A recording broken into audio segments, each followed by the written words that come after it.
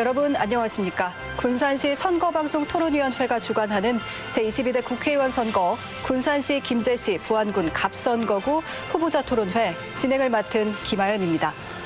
네, 이제 사흘 뒤면 제22대 국회의원 선거 사전투표가 시작됩니다. 오늘은 제1야당의 후보와 여당의 후보가 1대1로 맞붙는 곳이죠. 군산시 김제시 부안군 갑선거구의 후보자 토론회를 마련했습니다.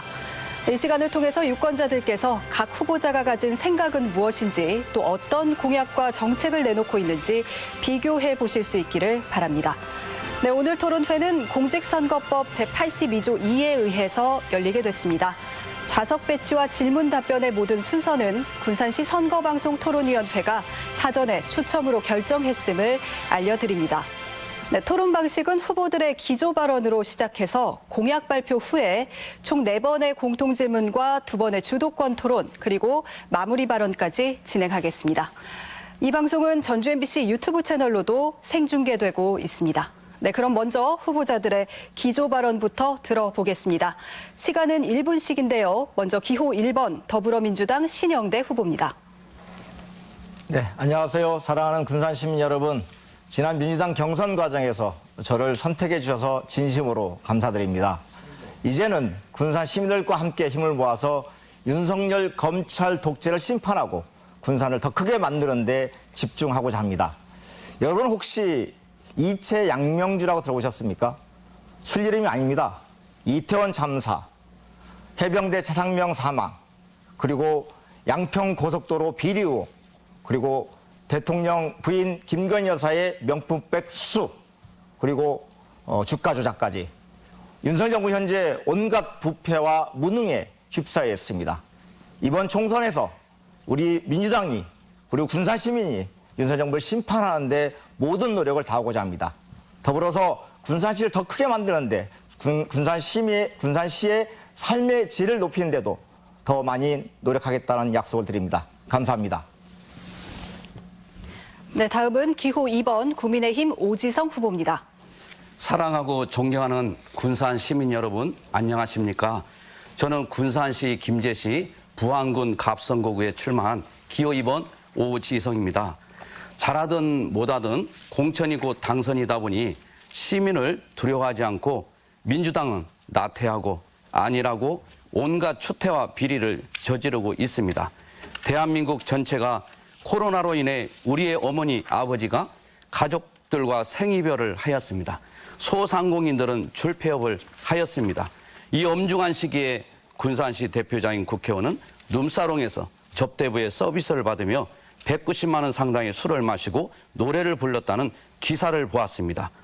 또한 경선 과정에서 선거법을 위반하여 수사가 진행되고 있다는 언론 보도도 봤습니다. 본이 되고 기감이 되어야 할 국회의원이 법 위반, 추태를 결과로 군산시 내부 청렴도는 전국에서 5년 연속 최하인 꼴찌를 하였습니다. 이제는 바뀌어야 합니다. 네, 다음은 후보자의 주요 공약과 정책적인 비전을 유권자들에게 알리는 시간입니다. 각 후보자에게 2분씩을 드릴 건데요. 이번에는 오지성 후보부터 시작해 주십시오. 예, 공약 발표 첫 번째, 국비를 유치하여 군산시 주차난을 해소하겠습니다. 노후 건물 밀집 지역 소상공인 가게 주변 혼잡한 상가 주변을 우선으로 사업을 시작하겠습니다. 찾아오는 손님이 주차 공간이 없어서 되돌아가는 안타까운 일이 없도록 확실하게 주차난을 해결하겠습니다. 두 번째, 역전의 명수 옛 군산상고 야구기념관을 건립하겠습니다. 군산 야구 역사기념관 건립 사업은 7년째 표류하고 있습니다. 일을 안일하게 하다 보니 결국 군산이 아닌 전주, 전북 체육 역사기념관으로 군산상고 전시물이 옮겨지고 있는 상황입니다. 전국에서 몰려오는 관광객을 대상으로 소상공인들이 영업을 하도록 도와줘야지 전주시로 옮겨간다는 말이 무슨 말입니까? 임기 내 반드시 군산시 자존심을 다시 세우도록 하겠습니다. 30, 40대 젊은 청년들과 함께 하는 정책을 추진하겠습니다. 젊은 청년들이 원하는 눈높이에 선호하는 기업과 대기업을 유치하도록 하겠습니다. 청년들의 친구가 되겠습니다. 차별금지법을 반드시 막겠습니다. 다양한 혼인인정, 가정을 무너뜨리기 때문에 반대합니다. 사상차별금지, 자유 대한민국 체제가 무너지기 때문에 반대합니다. 종교계, 특히 기독교가 무너지기 때문에 반대하고 막아야 하는 것입니다. 다섯 번째, 전북대학병원 건립 완공을 부족한 예산을 확보해서 완공을 시키겠습니다. 지역구 시의원, 도의원, 시장, 도지사, 국회의원 등 100% 민주당 당선자가 있지만은 10년이 넘도록 첫 삽도 뜨지 못하고 표류하고 있습니다. 오지성 후보가 현 정부를 오가며 확실히 마무리를 짓겠습니다. 오지성 후보는 지키지 못할 공약을 남발하지 않겠습니다. 하면 하얀 도화지에 땀방울을 하나씩 떨어뜨려서 군산시의 이대한 작품을 만들어 드리겠습니다. 감사합니다. 네, 다음은 신영대 후보의 주요 공약 들어보겠습니다. 네, 저는 지난 4년 동안 군산 경제 회복에 집중해 왔습니다. 그래서 지금 2차 전지 소재 기업들이 군산 새만금 사업단지에 입주를 서두르고 있습니다.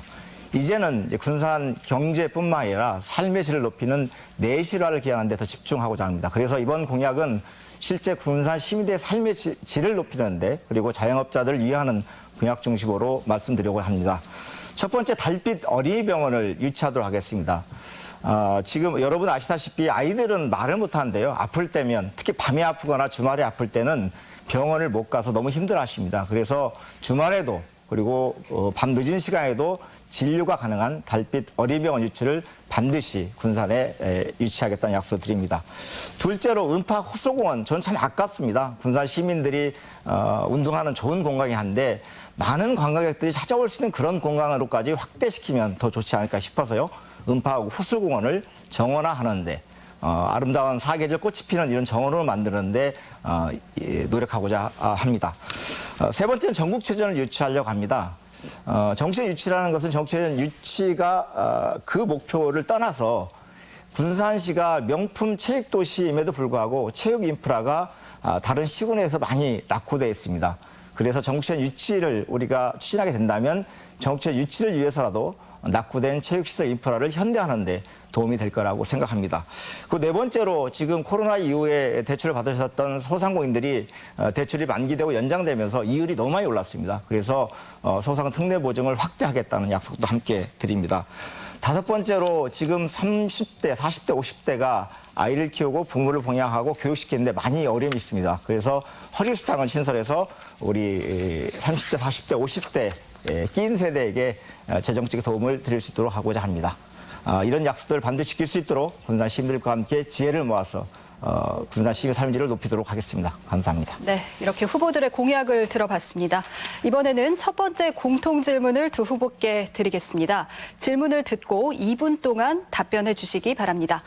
후보자께서는 지역구에 가장 시급하고 중요한 현안이 무엇이라고 생각하는지 밝혀주시기 바랍니다. 네, 그리고 22대 국회에 들어가신다면 그 문제를 풀기 위해서 입법기관으로서 어떤 역할을 하실 건지 말씀해 주십시오. 네, 순서에 따라서 이번에는 더불어민주당 신영대 후보의 답변부터 들어보겠습니다. 군산이 지금 변화하고 있습니다. 새만금 사업단지에는 2차 전지 소재 기업들이요. 현재 10조 원 정도의 투자 협약이 이루어졌고 고용이 2027년 즈음에는 8천여 명의 고용이 예상되어 있습니다. 그리고 군산조선소 재가동 현재에서 1,200명이 현재 일을 하고 있고요. 전북대 병원도 올 초에 지금 조만간에 착공할 예정에 있습니다. 그런데 이제 군산에서 이런 일자리는 늘어나고 인구가 늘어나게 될 텐데 그 인구가 군산 지역에 거주할 수 있는 정주 여건을 확대하지 않으면, 정주 여건을 혁신하지 못하면 군산에 살지 않고 새로운 일자리 찾아온 많은 사람들이 다른 인근 도시로 빠져나갈 수 있습니다. 그래서 저는 첫 번째로 군산시의 정주 여건과 교통 인프라를 좀 혁신하는 데 좀 집중하고자 하는 생각이 있습니다. 아시다시피 우리 군산 새만금 산단, 국가 산단에 지입한 도로는 군산 전주간 산업도로, 그리고 과거 오시 앞에 해망로 도로 두 도로 말고는 지입할 방법이 없습니다. 그런데 현재도 지금 그 도로가 포화 상태입니다. 출퇴근 시간대에 차가 밀려서 지금 뭐 1시간 이상 걸리기도 하고요. 과거에 비해서 많은 시간이 걸리고 있습니다. 그래서 지금 제 생각에는 은파 장례식장 앞에 있는 도로가 왕복 6차선 도로인데 이 도로를 좀 새롭게 새만금 사업단지나 국가산단에 진입할 수 있는 대체도로로 만들어내고, 그리고 새만금 사업단지, 국가산업단지의 새로운 배후도시를 삼북동 쪽에 새롭게 좀 도시를 잘 조성해서 군산에서 거주하면서 출퇴근할 수 있게 만드는 것이 첫 번째고, 두 번째로는 그러면 정주 여건만 되면 되겠냐, 이게 아니거든요. 교육과 보육의 질을 높이는 데 집중할 필요가 있습니다. 군산에서 아이를 낳아 키우면 보육이 편안하고 일과 가정의 병립이 가능하고 더 나아가서 아이들의 교육을 통해서도 좋은 대학에 좋은 입시와 좋은 취업을 할 수 있다는 이런 인프라를 만들어내는 데 집중하고자 합니다. 더 나아가서 방금 전에 공약에 말씀드린 것처럼 여러 가지 어린이병원 유치랄지 이런 삶의 질을 높이는 이런 정책들도 반드시 일어나고자 합니다. 네, 다음은 국민의힘 오지성 후보의 답변 들어보겠습니다. 예, 저는 지역 현안 해결이 무엇일까 고민을 했습니다. 그런 가운데 저는 지금까지 살아오면서 기본, 본질, 원칙을 굉장히 중요시하는 사람입니다. 그래서 우리 군산에 가장 시급한 것이 무엇일까? 밑바닥까지 추락한 청렴도와 부패, 또한 자존심을 다시 찾아서 군산 시민들께 되돌려드리는 것이 무엇보다도 중요한 것이다. 악취가 나는 고인물에서 무슨 희망을 찾을 수 있겠습니까? 사랑하는 내 자식, 내 손주가 사는 행복한 군산시 발전의 시작은 부패를 일소하고 국민의 공복으로서, 모습으로서 다시 시작을 해야 됩니다. 기본을 분명히 해야 될 때가 지금 바로 이때입니다. 국민권익위원회에서는 매년 해마다 연초, 연말에 전국 공공기관을 대상으로 해서 청렴도 결과를 평가를 발표합니다. 우리 군산시는 내부 청렴도 평가에서 2019년부터 무려 5년 동안 2019년, 2020년, 2021년, 2022년, 2023년 부르기도 어려울 정도로 5년 연속 최하 등급을 받고 있습니다. 이런 상황이 된 것은 다른 것을 뭐 한다 하더라도 우리가 본질, 기본, 목적, 부패 이런 가운데서 무엇을 할 수 있겠습니까? 우리 군산 시민들에게 신뢰를 줄 수 없습니다. 그래서 신영대 후보님 이런 참담한 결과가 원인이 어디에 있다고 보십니까? 묻고 싶습니다. 이 결과에 대해서 과연 시장이 책임을 져야 합니까? 아니면은 시의회 의장이 책임을 져야 합니까? 아니면 국회의원이신 우리 신영대 후보님이 책임을 져야 됩니까? 우리 신영대 후보님은 2020년 7월 16일 국회가 개원되었으니까 2021년, 2022년, 2023년 청렴도 최하위는 우리 신영대 후보도 책임이 크다고 할 수 있습니다. 어떻게 생각하십니까? 우리는 이 문제를 반드시 짚고 원칙부터 처음부터 출발을 해야 할 것입니다. 네, 두 후보의 답변 잘 들었습니다. 이번에는 첫 번째 주도권 토론 순서입니다. 주도권을 가진 후보가 8분의 시간 동안 자유로운 주제로 상대 후보에게 질문하고 토론하시면 됩니다. 네, 주도권을 가진 후보는 가급적 1분 이내로 질문해 주시고요. 단답형 질문이 아닌 한 상대 후보가 답변할 수 있는 시간 30초 이상 주시기 바랍니다. 네, 먼저 오지성 후보에게 8분의 주도권 드립니다. 시작해 주십시오. 예, 저는 이것을 제가 보여드립니다. 민주당 신영대 의원 눈사롱 향 논란 일파만파 이렇게 언론에 보도된 걸 보고 깜짝 놀랐습니다. 여러분 저도 세무공무원을 하면서 제가 눈사롱 이런 데를 세금 조사차 많이 가본 적이 있습니다. 굉장히 사치성 재산이고 또 세금이 무겁습니다. 그런데 이런데 국민의 공복이고 특히 법을 만드는 국회의원이 이런 데 출입해서야 되겠습니까?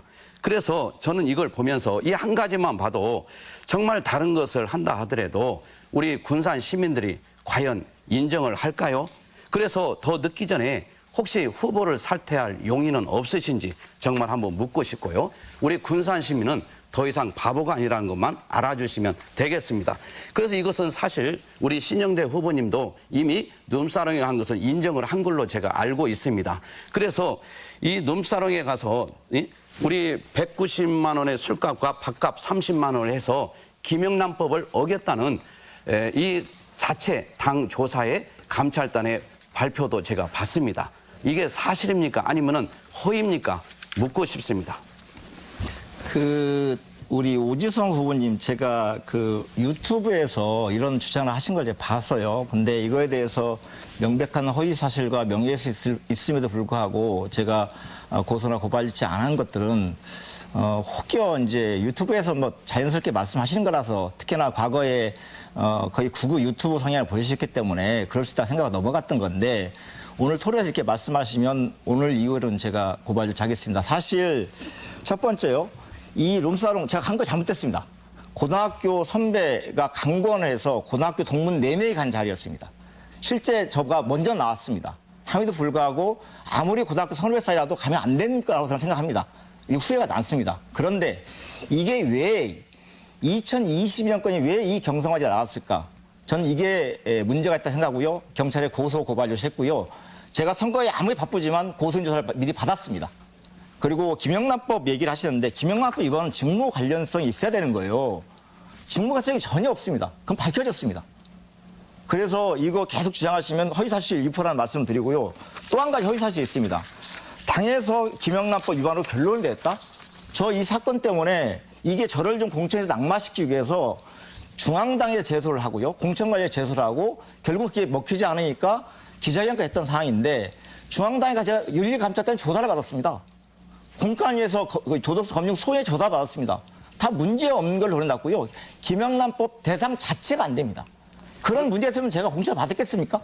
경선에 참여할 수 있었겠어요? 저는 오늘 오지성 후보가 과거에 유튜브에 주장한 것에 대해서는 제가 답변을 대응을 안 했는데 오늘 토론에서 또 다시 주장하시니까 이것에 대해서는 분명하게 오늘 토론 이후에 책임 묻겠습니다. 예, 하십시오. 하시고 더불어민주당 윤리감찰단 조사 결과 이 언론 보도에 보면 190만 원의 술값과 밥값 30만 원은 김영란법 위반의 소지가 있다 이렇게 판단을 하였는데 그러면 더불어민주당 윤리감찰단 이 조사 결과가 잘못된 것입니까? 아니, 언론 보도가 잘못된 겁니다. 그 당시에 그 기자했던 분 고등학교 선배긴 한데 이분이 중원보건 하셨어요. 그래서 대부분의 언론사들이 보도를 안 했던 겁니다. 근데 저한테 악의적인 인터넷 언론사 한 2개 정도가 보도했는데 그 보도를 가지고 나오신 건데요. 그 보도, 언론 보도가 100% 진실입니까? 언론 보도 갖고 주장하시면 안 된다니까요. 국회의원들도 마찬가지예요. 질의를 할 때 그냥 남들이 들은 뜬소문, 인터넷에 요즘 언론이 너무 많은데 유튜브에 들은 내용 갖고 질의하면 100% 허위 경우가 너무 많아요. 그러니까 후보께서도 그런 것에 대해서는 면밀히 내용을 파악하시고 제가 오늘 안 가지고 나왔는데 윤리감찰단 공관위에서 저에게 보내준 공문이 있습니다. 무슨 김영란법 위반하다고 해서 당에서 문제가 됐다고 그래요. 예, 그러면요. CNC 뉴스 타임즈 보도 내용을 보면 신우 후보님께서 접대부의 서비스를 받은 것은 사실입니다. 사진이 나와 있기 때문에. 그럼 눈사람에서 술을 마신 것이 2022년 9월 6일이라고 이렇게 나와 있습니다.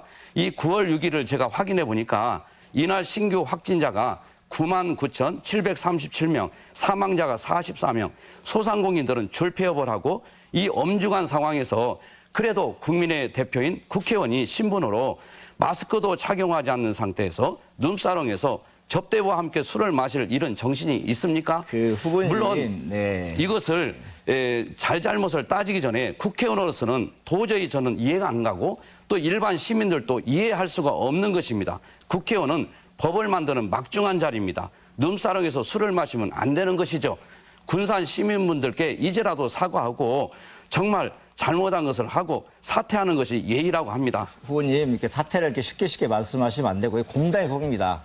오지성 후보가 좀 이따 저도 이제 주도권 토론할 때 말씀드리겠지만 오지성 후보께서 말씀하셨던 내용을 보면 실제 국민의힘이 공천을 취소해달라는 사항이지만 제가 후보 사퇴하시라는 말씀 안 드립니다. 공당의 후보한테 그런 얘기가 아니라 생각 말씀드리고요. 두 번째로 이게 CNC 뉴스 전 처음 들어봤어요, 이번에. 그런 신문사, 언론사가 있는 걸 처음 들어봤고요. 그리고 제가 다시 한번 말씀드리지만 고등학교 동문 내내이 보인 자리입니다. 그리고 한마디로 집합금지랄지 이런 거에 2021년도에 엄격했었는데 2025년도에 그 시기에 제가 집합금지 대상인, 집합금지 상황인데 제가 숫자에 참석했다든지 이런 상황이 아니고요. 우리 오지성 후보야 목사님이시라서 뭐 술, 담배 전혀 안 하겠지만 아직 저는 기독교 하나님 믿고 있긴 하지만 믿음이 아직 부족해서 그래도 정치를 하면서 가까운 선후배들하고 가까운 지인들하고 술자리를 피하지 못하고 있습니다. 그런 측면에서 제가 처음 들어갈 때 그 술집이 룸사시도 몰랐고 들어가다 보니 거기 있는데 조그만 술집 했는데 제가 그 자리를 지금 와서 박차고 못 나온 것은 매우 아쉬움 나는 대목이에요. 그런데 고등학교 후배가 군산에서 서울까지 올라오고 고등학교 선배가 부른 자리에 가서 이 자리에서 자리를 박차고 나왔을 때 그 다음에 나올 수 있는 질타, 싸가지 없다, 버릇없다 이런 얘기를 듣기 싫어서 그냥 앉아있던 그 정도로 하시고요. 그런 건데요. 예, 제가 팩트를 자꾸 그렇게 아니 팩트라는 것은 제가 더 잘 알고 있잖아요. 예, 그리고 아니, 당시에 그러니까요. 예. 저 사진이 있는데 예. 제가 말씀드릴게요. 저는 제 손가락 하나도 여성에게 터치한 적이 없습니다. 저걸 도찰했던, 저를 사진 찍었던 선배가 찍었는데 이 선배가 아마 다른 여성가 춤을 췄다든가 뭐 손을 잡았다든가 이런 사진이면 그 사진을 올렸겠죠. 그러면은요, 자, 잠깐만요. 그러면은 사모님도 아니고 이 접대부 여성이 뒤에다 손을 대도 이걸 가만히 왜 있었습니까? 저는 등에 선일 된지도 모르고 있었고요. 저는 단언컨대 여성에게 어떤 신체 접촉을 제가 직접적으로 한 적이 한 번도 없습니다. 그러게만 있었으면 그런 사진이 있어요. 아니, 그 사진을 저를 낙선시키기 목적으로, 그러면은 낙선시키기 위한 목적으로 선배가 그 기자를 했기 때문에 잠깐만요. 올렸겠죠. 그런데 그러면은 이것을 쉽게 해서 눈사롱에 간 것은 사실인 것은 팩트죠. 팩트예요. 예, 팩트고 저도 세무공무원 하면서 돈을 누가 이렇게 뭘 사주고 하면은 그냥 사주는 게 아닙니다. 뭔가 대가성이 있기 때문에 사주는 거지 공짜로 사주는 바보가 어디 있습니까? 그래서 아마도 이 국회의원이라는 높은 신분을 가진 분을 이렇게 여기에 초대한 시간 마무리됐습니다. 네, 오지석 후보 주도권 8분 모두 사용하셨고요. 이번에는 신영대 후보에게 주도권 드립니다. 역시 시간은 8분인데요. 시작해 주십시오. 네. 자, 저는 뭐 다른 걸로 할게요. 도태우 후보라고 국민의 후보 아세요? 모르시죠? 언뜻 들어보기는 네, 국민의 후보 도태우 후보가 공천을 받았다가 공천이 취소됐습니다. 이 말씀은 누가 하셨는지 한번 기억해 보십시오. 광주의 아픈 역사가 대한민국의 자랑스러운 역사가 되었고 광주의 피가 대한민국의 민주주의를 꽃피웠다. 그러게 이 시대를 사는 우리 모두 5월 광주의 아들이고 딸이다. 누가 말씀하셨을까요? 저는 모르겠습니다. 제가 한 게 아니기 때문에. 네, 윤석열 대통령이 말씀하신 거예요. 그리고 한동훈 비대위원장도 헌법 전문에 5.18 정신을 넣어야 한다고 최근에 주장한 바가 있습니다. 근데 오시성 후보 뭐라고 하셨어요? 고향을 전라도라고 하시면서 어떤 표현을 하셨냐면 5.18 운동을 광주 사태라고, 광주 사태로 칭하는 사람은요, 전두환 군사 독재 정권에 썼던 얘기입니다. 그리고 이 전라도가 30년 동안 5.18로 피해의식을 갖고 있다. 이것이 전라도 발전에 큰 장애물이다. 이러면서 5.18을 폄훼하셨습니다. 사실 만약에 오지성 후보가 인지도가 높고 전국적으로 알려진 그리고 당선 가능성이 높은 지역의 후보였으면 도태우 후보처럼 공천이 취소될 사안입니다. 이거에 대해서 어떻게 판단하세요? 예, 저는 제가 이걸 찾아보니까 광주 사태란 말은 쓰지를 않고 5.18 사태라고 썼는데 언론에서 보도할 때 5.18을 광주로 바꿨더라고요. 자, 다시 그럼 5.18 사태 이렇게 표현하신 거 어떻게 말씀하실까요? 그래서 저는 분명하게 이걸 한 의도를 이렇게 왜곡할 수 있을까 정말 놀랐습니다. 왜 그러냐면은 저는 제가 79년도에 광주 사태가 일어났을 때 저도 친구들이랑 분명히 피해 현장에도 있었고 그래서 누구보다도 잘 알고 있습니다. 그래서 광주와 민주화 운동에 대해서는 전혀 폄하한 적도 없는데 문제는 뭐냐. 제가 이 전라도를 깨우기 위해서 군산에 와서 시의원을 2번 출마해서 가만히 이 정치인들을 보니까 이들이 어떻게 하냐면은 이걸 이용하더라고요. 이용을 해요. 누가 이용했어요? 잠깐만. 제 주도권 토론이니까. 제가 주도권 토론이니까요. 자, 우리 정치인들이, 군산 정치인 누가 5.18 민주화운동을 이용했습니까? 제가 이름을 밝힐 수는 없습니다. 말씀해보세요. 그래서 말씀해보세요. 어쨌든 제가 군산에서 국회의원을 지금 이번에 2번째 출마하고 있고 군산에 시장님도 여러 민주당 출신하셨는데 누가 그렇게 했습니까? 아니 저는 방송이기 때문에 말씀을 못 드리고. 그러니까 그렇게 그러니까 자신 없는 말씀 그리고 아니죠. 말씀 하시면 안 된다니까요. 제가 그래서 그걸 보면서 좋아요. 됐습니다. 이 정치인들이 그걸 이용하더라고요. 그래서 5.18 하면은 사람들이 뭉쳐지는 어떤 그릇이 있어서 이걸 이용을 하더라고요. 그래서 제가 그걸 꼬집는 얘기였는데 이렇게 왜곡이 된 거예요. 제가 좀 말씀드리고 내가 답변 시간 충분히 드리려고 합니다. 그러니까 그 표현에 대해서 사과할 의향이 없으시다 이렇게 하시면 되겠습니까? 5.18 사태에 대해서 제가 언어 표현을 잘못한 것은 충분히 이해하고 사과드립니다. 자, 그리고 한 가지 또 말씀드릴게요. 아까도 공약 말씀에서 군산 상일고 야구기념관이 전주 복합센터에 확정되었다. 그래서 군산에 지켰다 말씀하셨는데 이거 확인된 사실입니까? 제가 군산시의회에서 기자회견을 하는데 기자분이 이걸 저한테 말씀을 하시더라고요. 이것은 이미 전북 그쪽으로 전주로 옮겨가기로 이렇게 돼서 후보님, 예. 후보님 이게 답변을 예. 이렇게 누가 한 사람이 한 얘기를 가지고서 이게 사실이냐 아니, 공당이 제가 가서 확인을 했죠. 예. 확인을 보니까 전북 체육 역사 기념관에 그 우리 이제 뭐 짧게 좀 김성환이라든지 네, 예 그런 유명한 그런 저기 군산상고 출신들이 그런 자기의 기념품을 여기에 가서 전달하는 거 사진도 보고 전북일보 기사를 그리고 봤습니다. 있잖아 후보님, 예. 후보님 예. 다시 확인해 보십시오. 사실이 아닙니다. 실제 전주시가 처음에 전주 월드컵 경기장 인근에 복합 스포츠 타워를 만들면서 이런 체육기념관을 만들면서 야구 기념관도 만드는 걸 검토했었는데요. 그건 폐기되는 사항이라는 말씀 드리고 그에 대해서 그 지역에 있는 기존 정치인들이 뭐 상일고 군산상고 야구 기념 뺏겼다 이렇게 표현하시면 안 된다는 말씀 드립니다. 또 다음 질문 드릴게요. 자, 전북대 병원을 공약 발표하시면서 10년간 진척이 전혀 없었다. 그래서 임기 내에 전북대 병원을 개관하겠다. 그리고 뭐 예산을 몇 억이요? 1,000억? 1,100억이요. 1,100억을 추가로 확보하겠다 이런 말씀하셨어요. 예. 지금 전북대 병원 건립 상황이 어디까지 와 있는지 아세요? 제가 신문 보도를 보니까 이제 4월부터 이제 시작을 한다는 기사는 봤습니다. 그러나 지금까지 오는 걸 볼 때 이게 과연 계속 할지 의문이 들고 그리고 지금 세월이 흐르면서 또 거기에 예산을 세웠던 거에서 이미 가치가 많이 또 늘어났기 때문에 네, 네. 1,100억이 부족하다는 기사를 봤습니다. 네. 이걸 제가 확보하겠다는 것입니다. 후보님, 이게 공당의 후가 되면 언론 기사를 보고서 말씀하시면 안 되고요. 이런 특히나 방송 토론에서는 팩트가 확인된 내용으로 해야 되는 거예요. 그래서 여러 차례 점검과 검증이 필요한 겁니다. 이것도 완전히 잘못된 말씀을 하신 거예요. 이 전북대병원은요, 2028년도에 그 과거에 백석제 부지로 가려고 했던 것이 이게 동면에 나가지고 환경부에서 반대를 해가지고 2018년도부터 11월부터 사정동에 있는 전북대 병원 부지를 매입하기 시작한 겁니다. 근데 매입이 잘 안 됐어요. 제가 2020년도에 국회의원 당선돼서 확인해 보니까 40% 매입하고 60% 매입이 안 됐던 거예요. 근데 그 토지주분들께서는 당연히 그 토지 대금을 많이 받으시려고 계속 버티고 있던 상황이었고, 그래서 제가 군산시에 제안한 겁니다. 언제까지 토지를 못 사서 병원을 못 짓는다는 게 말이 됩니까? 전북대 부지를 옮겨서 사도 빨리 지읍시다. 제가 제안한 부지가 군산 신력 앞에 LH 부지로 옮기자고 그랬어요. 그렇게 해서 추진을 하려고 했는데 그게 언론 기사화 되니까 사정동에 있는 토지주분들께서 팔겠다는 의향을 밝히셔가지고요. 2022년 1월에 사정동의 부지 매입이 완료된 겁니다. 그럼 이걸로 끝났겠어요? 그 다음 단계가 있었죠. 당연히 예산이 필요하죠. 그래서 제가 2021년도에 그 설계비를 국가 예산을 반영시켰고요.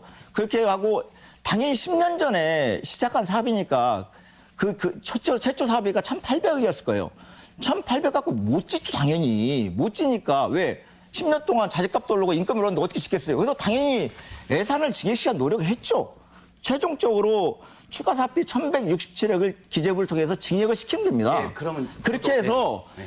현재는 어떤 상황이냐면 입찰 공고가 나갔어요. 지금 조만간에 지금 입찰 우선순위 업체 결정돼서 지금 조정하고 있는 단계인데 입찰 공고가 나가려면 전체 사업비가 확정되지 않으면 입찰 공고가 나갈 수가 없는 거예요.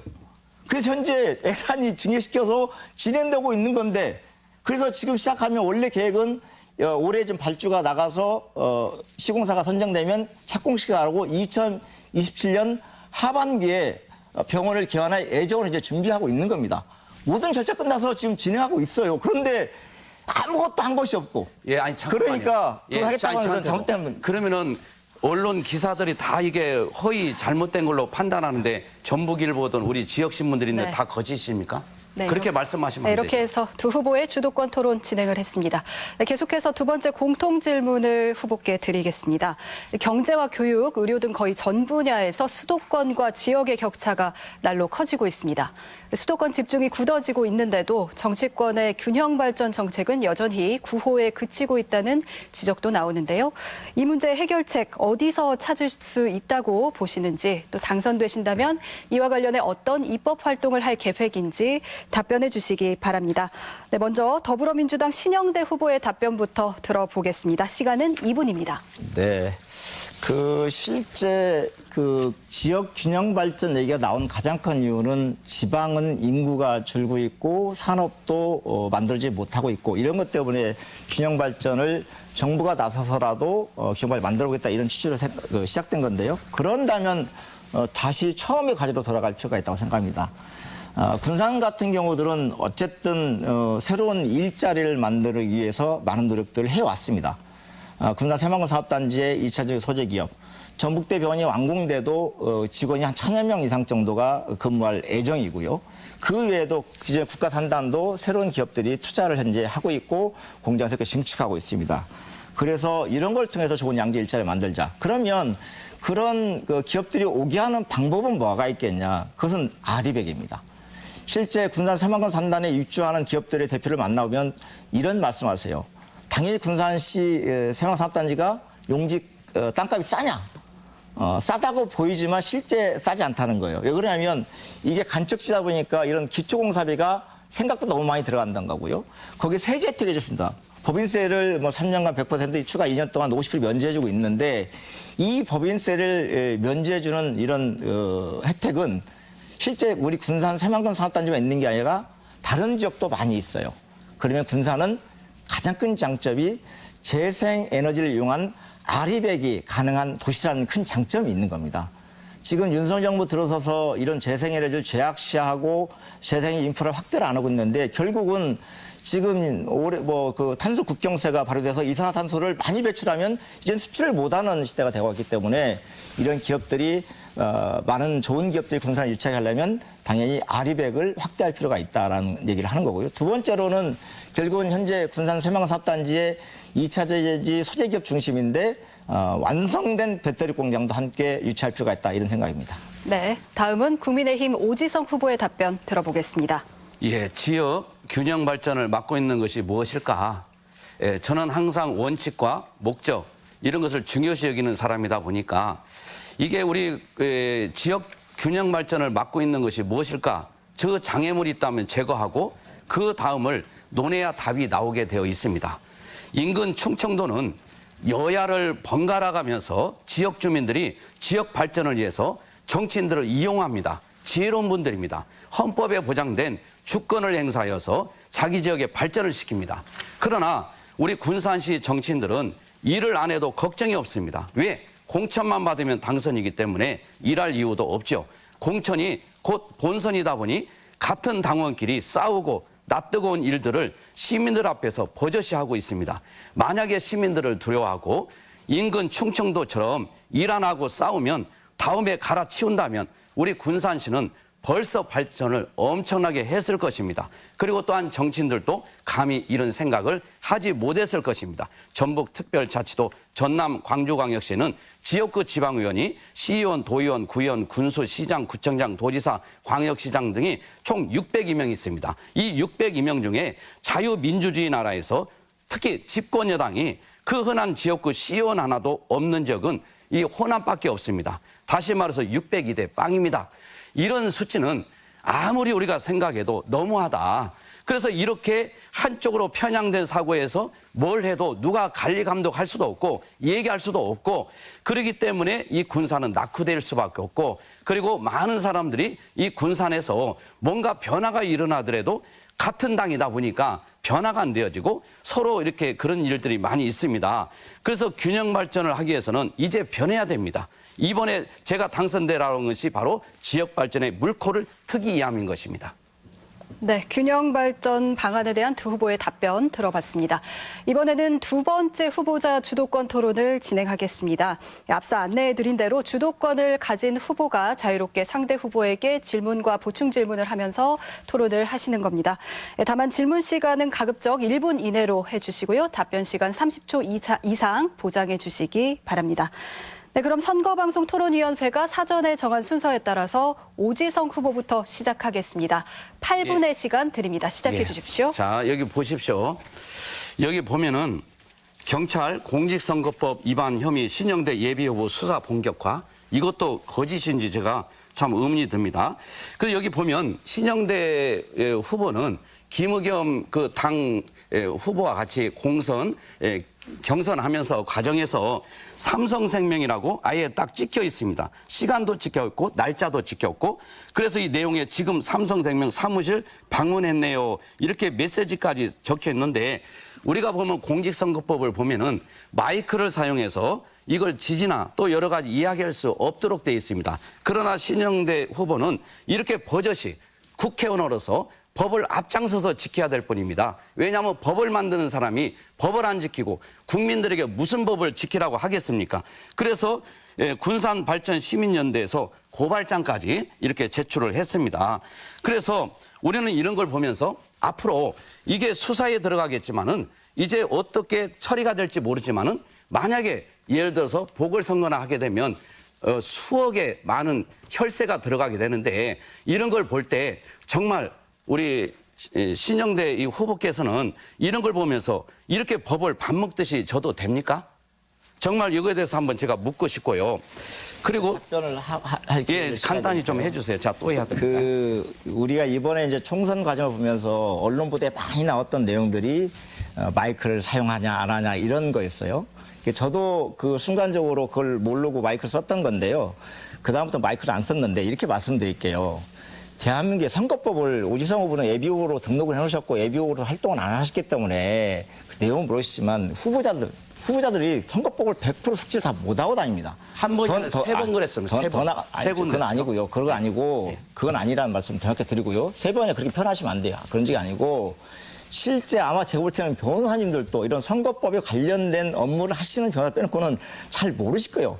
선거법이 너무 많이 바뀌고 그래서. 근데 저는 분명히 말씀드렸는데 선거 고발됐어요. 근데 이 고발하신 분들이 어떤 분들인지는 제가 잘 알고 있고 예, 고발을 전문하신 분들인데 예, 저는 이렇게 얘기하세요. 말씀드려요. 예. 이게 무슨 이 마이크 한 해 이 일에 사용한 거 가지고 물론 제가 미리 애단할 수 세 있는 군데 것은 했습니다. 세 군데요. 정확하게요. 마이크를 안 썼다는 말씀 세 드립니다. 군데요. 다른 데서는. 다 네. 증거가 안 있습니다. 썼다는 말씀 드리니까요. 예, 증거 있습니다. 마이크를 안 썼다는 말씀 드리고요. 예, 저도 거기서 이제 조사받을 때 마세요. 예. 아유 정확히 말씀드리는데 예. 그러면 자, 이제 됐습니다. 이제 이런 그것까지만 걸로, 하세요. 안 썼으면 됐습니다. 자, 예, 잠깐만요. 이렇게 표현하시면 안 돼요. 예, 아니 그러니까 거기까지 됐어요. 재선거를 할 저 거다. 시간 이렇게 하시면 안 되는 제가 하는 겁니다. 거예요. 가만히 계세요. 자, 여기 보면 이 우리 군산시 6교에 이렇게 전부 다 현수막을 달았습니다. 군산시에서. 그래서 제가 이걸 군산시장도 고발 조치했는데 여러분 여기에 보면 기표 그림 안에 1번이라고 써놓고 해놨습니다. 그런데 이것을 군산시에서 얘기하는 것은 광고사 여직원이 실수다 이렇게 했습니다. 그러면은 힘없는 이 광고사 여직원에게만 책임을 물어야 되느냐. 이것을 최종적으로 시안을 확인하고 군산시라고 했을 때는 군산시 책임이 있는 것입니다. 이것은 시장에게 분명히 책임이 있는 것이고 또 우리 신영대 후보께서는 시장님이 이렇게 온 우리 군산시에 1번을 찍으라고 홍보까지 해주니 굉장히 시장님이 고맙게 생각할 것입니다. 자, 여기는 여기까지 제가 하고. 답변 드리게 할게요. 예. 제가 답변한 사람 아닌 것 같은데 그래도 불구하고 저는 좀 그렇게 했으면 좋았을 것 같아요. 그 일자 빼고 근데 이자 쓰라고 다시 걸어달라고 하시고 그랬어요. 만약 그렇게 했으면 윤석열 대통령 탄핵까지 아마 운운했을 것입니다. 거기다 이자 써 다시 한 장 더 걸어달라고 말씀하세요. 만약에 했으면 윤석열 대통령 탄핵입니다. 아니 직원의 실수까지 그렇게 자, 보세요. 아니, 자, 참, 보세요. 그리고 네. 자, 제가 이제 주도권 얘기든 잠깐 보세요.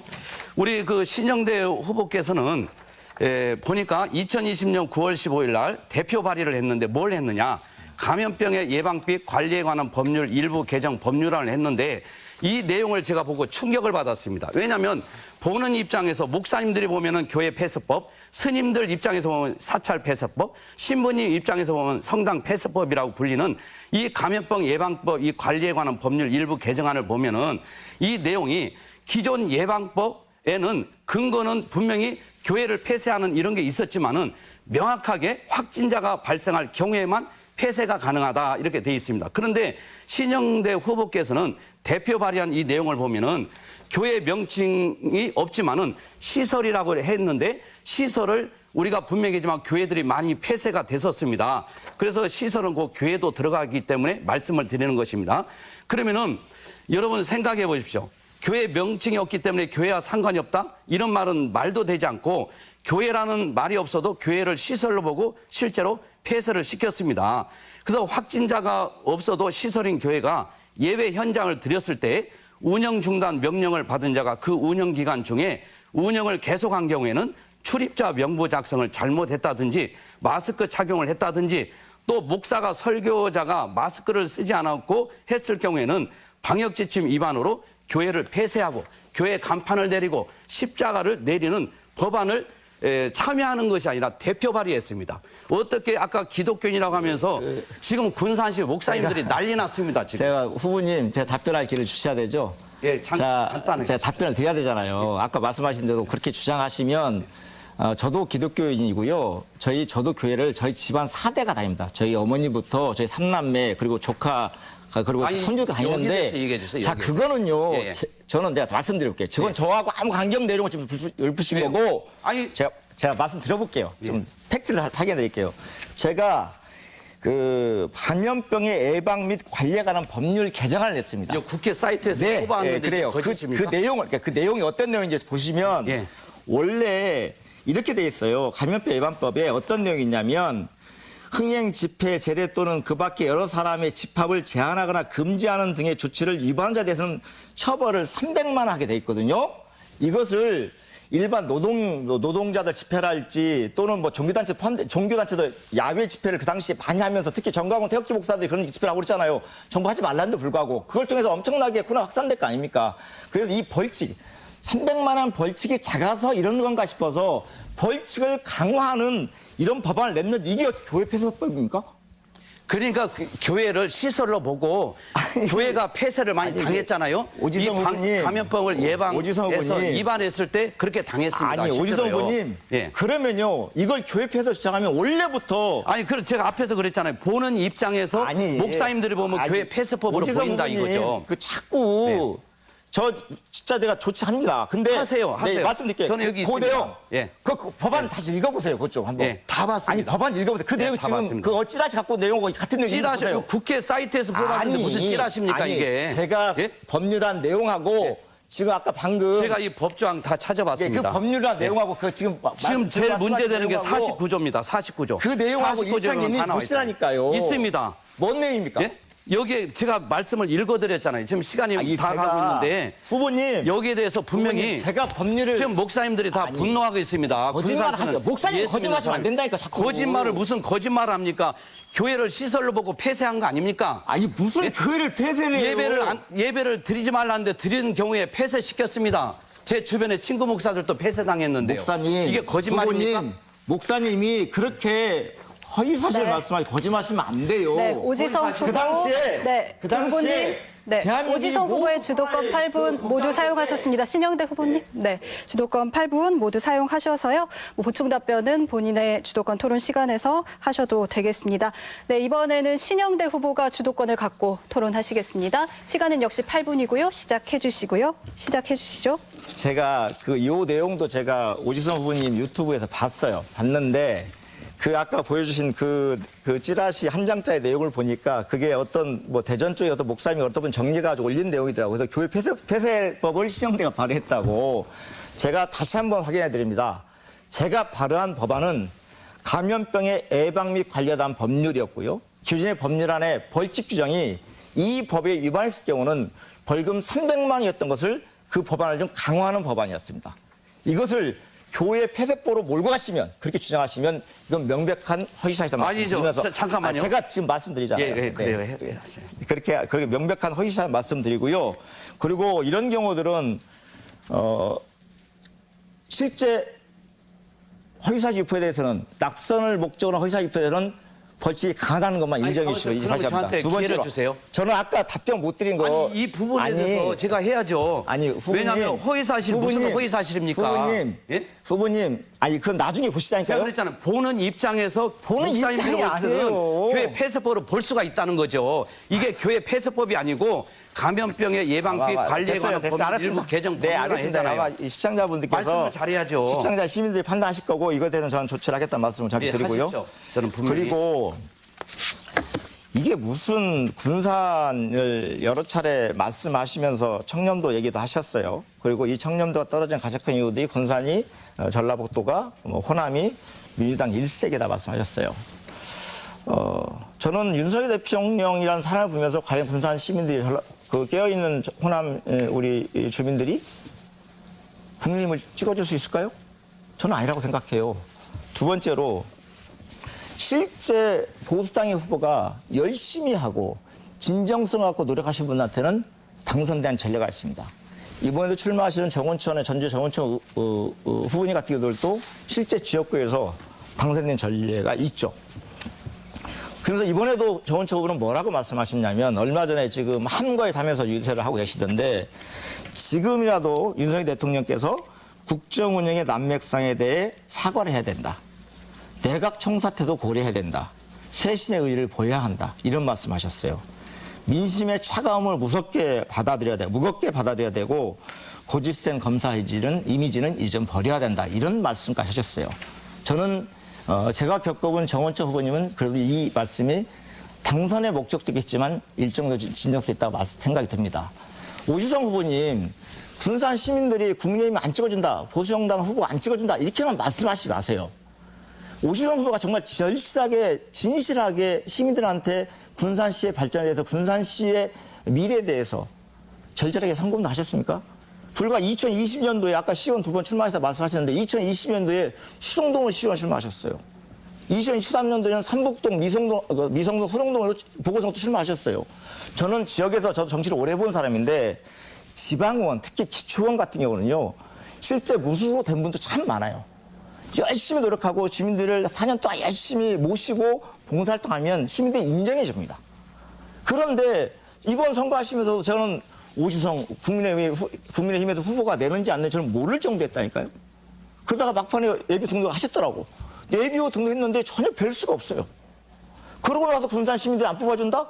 그런 정성을 보이지 않고 군산시의 발전에 대해서 얘기하지 않고 저는 그런 측면에서 우리 오주성 후보가 우리 그 호남민들 그리고 군산 시민을 그렇게 매도하시면 안 된다는 말씀은 드립니다. 그렇게 하고요. 예, 잠깐만요. 그러면은 아까 제가 기회를 한번 주십시오. 예, 분명히 저는 그랬어요. 이게 법안이 이름이 교회 폐쇄법은 아닌데 교회를 방역법 지침에 의해서 어기면은 교회를 폐쇄를 시켰어요. 그리고 교회 십자가를 내리게 하고 간판을 내리게 한 이 법안이 있기 때문에 좋아요, 목사님들 사이에서는 좋아요. 교회 폐쇄법이라고 하는 거예요. 오지성 후보님. 이거 무슨 허위 사실입니까? 오지성 이게? 후보님 좋아요. 그런 법이 있다고 싶다. 근데 그 법안 제가 바라본 법은 아닙니다. 아니 여기에 보면 여기 지금 신영대 의원이 대표 발의했다고 이게 감염법 국회에 예방 나오는데 및 관련된 법률 이 내용이 이 안에 있다니까요. 이 법조항을 하면 49조가 문제 있다고 그랬죠. 49조를 찾아보면 지금 이 내용이 다 나옵니다. 제가 여기에 법이 다 자세히 나온 건 아니잖아요. 예? 주세요. 제가 읽어드릴게요. 법안. 제가 말씀드렸잖아요. 감염법 예방 수칙을 위반하면 그전에도 300만 원의 벌금을 물게 돼 있어요. 그런데 이거 300만 원 하니까 너무 이게 방역에 좀 소홀히 한다는 이런 의견들이 있어서 그 부분에 대해서 벌칙을 좀 강화하는 이런 법안을 낸 거라니까요. 이것은 교회만 해당되는 게 아니라 그 당시 서울시청 광장, 광화문 광장에서 집회했던 이런 부분을 대상으로 한 거예요. 지금 코로나가 유행하고 있고 국민들이 두려움에 떨고 있으니 좀 많이 모여서 좀 집회 같은 거 하지 말아라. 집회가 주장하는 것도 중요하지만 주장하는 것도 일정 코로나가 좀 안정된 이후에 하라. 이런 취지의 법안을 어떻게 교회 폐쇄법으로 갑자기 그렇게 전환을 시켜서 교회 말도 안 되는 폐쇄법이라고 주장하십니까? 하시면 아니고 분명히 그랬잖아요. 교회를 폐쇄를 시키기 때문에 목사님들이 그렇게 인식을 하고 있다는 거예요. 그리고 저도 우리 오지성 후보님이 목사이지만 저도 기독교인으로서 군산에 범교파의 목사님들 많이 알고 있어요. 그래서 제가 국회의원 되자마자 오랫동안 군산시의 수건사업이었던 전킨 선교사님을 업적을 기른 기념관을 지은 사업들을 못 해왔다는 것을 제가 당선되고 전킨 선교 역사관을 국가 예산을 확보해서 지금 짓고 있어요. 저 기독교인입니다. 저 코로나 시기에 교회 다들 못 갈 때도 집에서 유튜브로 예배봤던 사람이에요. 근데 무슨 하지 마세요. 교회 폐지법이라고 그래요. 눈사람이 가서 제가 말씀드리잖아요. 우리 목사님만큼 제가 아직 믿음이 부족합니다. 아직도 선후배들 모임이 있으면 지금 또 술자라는 게 저와 목사가 똑같은 수준의 믿음이 부족해서 입이 10개라도 말하시면 안 되죠. 우리 군산 시민들이 보고 있는데 눈사람이 가서 사모님도 아니고 이게 이 접대부가 뒤에 손을 대고 있는데도 손 치우라고 하지 않고 우리 노래 부르고 있잖아요. 제가 후보님이 주변에 그 얼마나 많은 지인들이 있는지를 모르시겠지만 그렇게 표현하시면 안 됩니다. 사실이기 때문에 그렇습니다. 예, 사실. 우리 시민들이 분명히 예, 이걸 보고 평가를 남아 있는 하실 거잖아요. 네, 네, 그렇게 말씀드리고요. 남아 있습니다. 그리고 제가 말씀드리는데 LNG 화력 발전소를 이전하겠다 말씀하셨어요. LNG 화력 발전소 이전하는 거 저는 이전한 게 LNG 화력 발전소는 장기적으로 없어져야 됩니다. 그런데 이전을 한다고 하면서 뭘 한다고 하셨냐면 SMR을 설치한다고 그랬어요. SMR이 뭔지는 알고 말씀하신 거잖아요. 알죠. 소형 원전인데 지금 내가 얘기를 하면 더 길을 텐데 내가 이거 다음에 말씀드렸는데 SMR도 원자력 발전소입니다. 여기서 폐기물이 나옵니다. 고주위 폐기물이 나옵니다. 이것 때문에 실제 용인에 삼성이 반도체 클러스 만드는데 여기에 어찌 보면 전력이 많이 부족해요. 전력망도 구축이 안 돼 있어요. 그러면 용인 같은 데다가 SMR을 구축해서 실제 전기 공급해야 되는데 용인에는 SMR 얘기에 S란 말도 안 나옵니다. 왜? 그 지역의 주민들이 반발이 클 거라기 때문에. 이건 원자력 발전소입니다. 소형 원전일지라도 군산에 이런 발전소면 안 됩니다라는 말씀드립니다. 네. 이렇게 두 차례 주도권 토론을 모두 마무리하겠습니다. 이어서 세 번째 공통 질문을 드리겠습니다. 이 새만금은 최근 2차 전지를 중심으로 투자 금액과 예정액이 10조 원을 넘어섰습니다만 실제 투자로 이어지게 할 대책이 필요할 텐데요. 여기에 폐수 처리나 가스 누출 사고 같은 환경이나 안전에 대한 우려도 계속 나오고 있습니다. 새만금 투자의 활성화 그리고 환경 대책에 대한 각 후보의 생각을 들어보겠습니다. 답변 시간은 2분이고요. 더불어민주당 신영대 후보부터 말씀해 주십시오. 네, 2차 투자 유치 지금 현재까지는 잘 진행되고 있는데 현재는 소재 관련된 부품 공장이 있어서 아까 모두에 말씀드린 대로 배터리 완성 제품을 만들어낼 수 있는 공장, SK온이 됐든 LG화학이 됐든 삼성 SDI 됐든 이런 업체들을 좀 군산에 유치하면 좋겠다는 게 제 앞으로의 계획이고요. 그러면 2차 전지가 결국은 미래로 가는 사업인 건 분명한 건데 결국은 이산탄소 배출 때문에 지구온난화 문제 때문에 앞으로 전기차나 수차로 모든 전환이 될 겁니다. 그래서 실제 이 산업은 군산의 미래를 결정하는 사업이기 때문에 반드시 완성시켜야 된다는 생각 갖고 있고요. 그런데 2차 전지 특화단지가 되고 2차 전지 소재 기업이 들어오기 시작하면 전기차가 활성화될수록 폐 배터리가 많이 나올 거예요. 그러면 이 폐 배터리를 다시 재활용할 수 있는 리사이클 센터 같은 것도 분명히 구축할 필요가 있고요. 그리고 지금 제일 걱정을 많이 하신 것들이 지금 환경 문제를 걱정을 많이 하시더라고요. 실제 우리나라가 첨단 전략 산업을 육성하고 밀고 있는 산업들이 반도체, 그리고 2차 전지, 그리고 디스플레이 산업인데 이 세 산업 전체가 사실은 화학 산업입니다. 그래서 이 세 산업에서는 실제 어떤 그 폐수랄지 폐기물이 나올 수밖에 없는 산업입니다. 그런데 이런 소규모 중소기업들에게 이런 2차 전지 소규모 기업들에게 소재 기업들에게 이런 폐수 처리장을 독자적으로 만들어 하면 만들 수가 없어요. 그래서 이런 폐수 처리를 정부가 지원해서 우리 시민들이 안전하고 우리 바다가 안전하게 보존될 수 있도록 이런 폐수 처리를 위한 2차 전지 전용 폐수 처리장도 추진할 필요가 있다는 생각이 들고요. 그리고 2차 전지 오염수에 대해서는 그렇게 바로 바다로 방류되지 않게끔 하는 게 매우 필요하다고 말씀드립니다. 더 나아가서는 다시 한번 강조하도 부족하지 않는 게 아리백이 정상적으로 2040년까지 구축되게 하는 게 매우 필요합니다.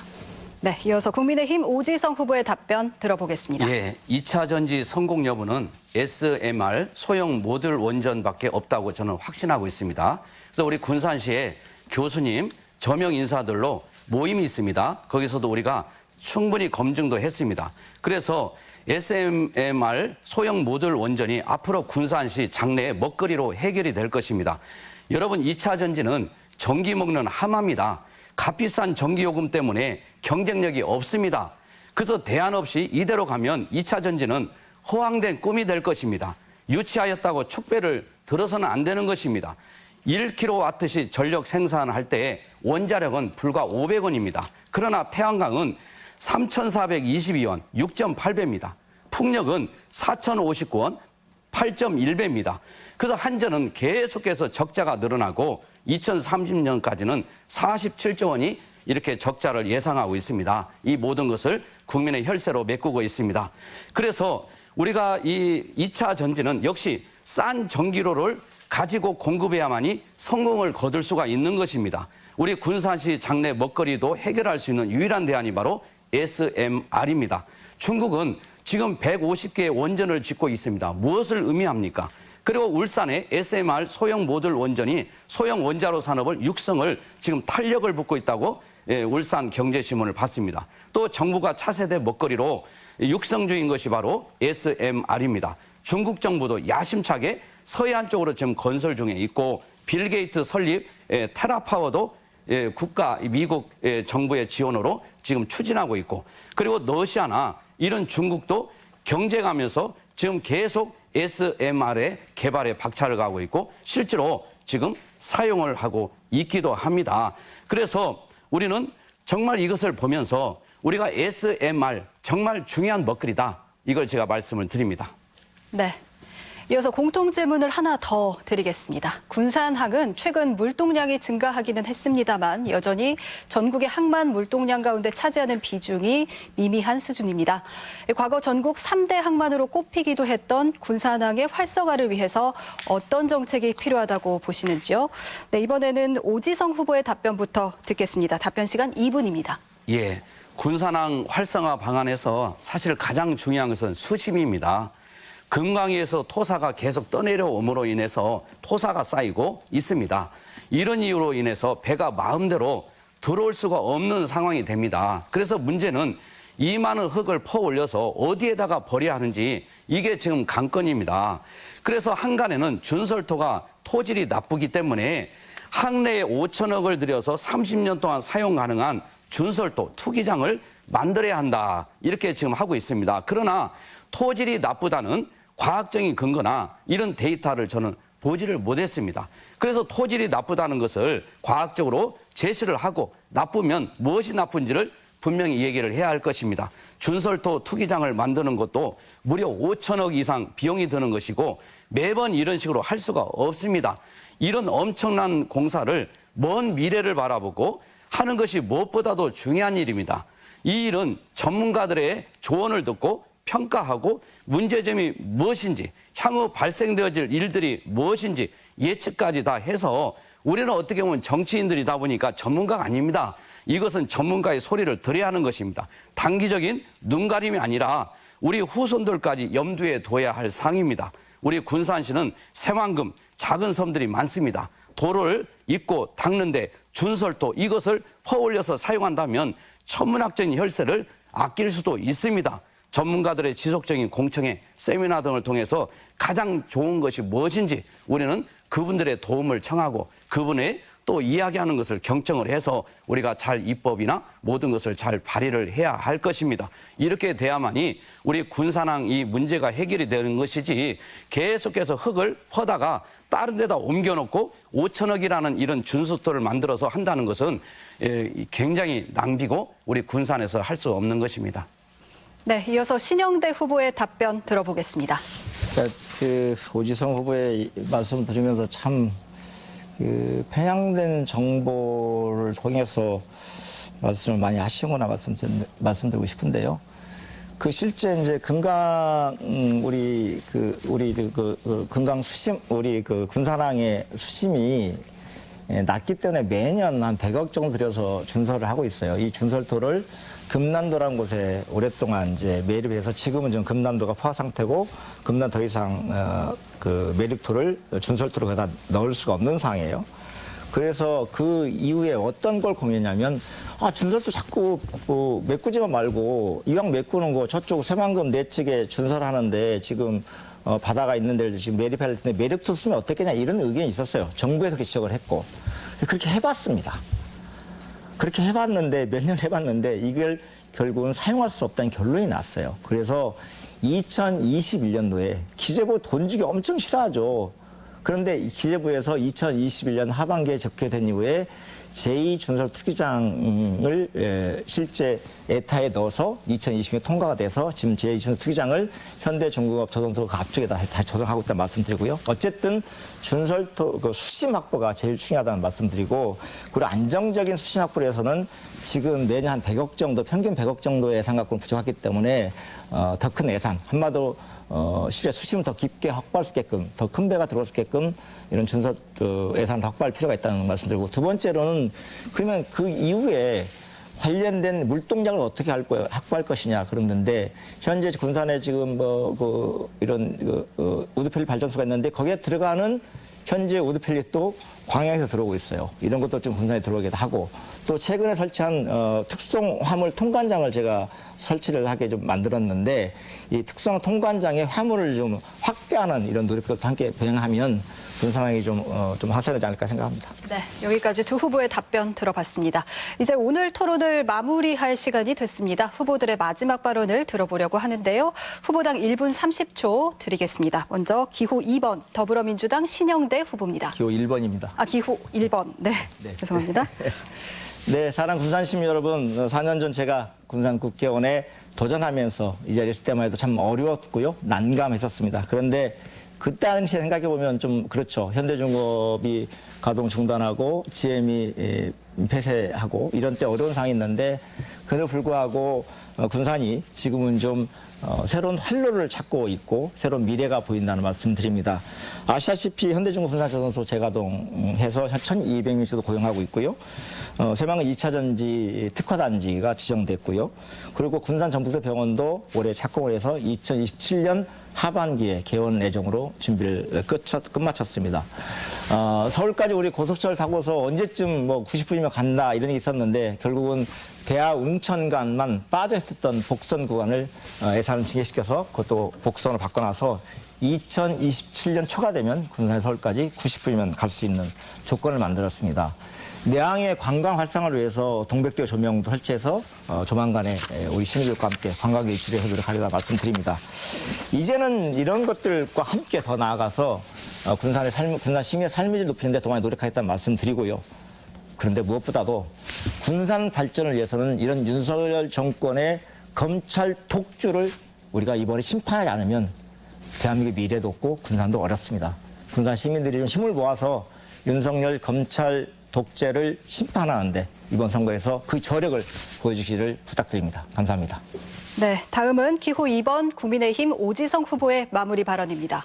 사랑하고 존경하는 군산 시민 여러분, 대하면 회연면을 김제시 부안군으로 떼어주었습니다.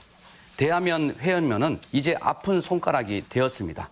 새만금 해상풍력, 태양광 관련 기업이 중국계 회사가 거의 장악을 하였습니다.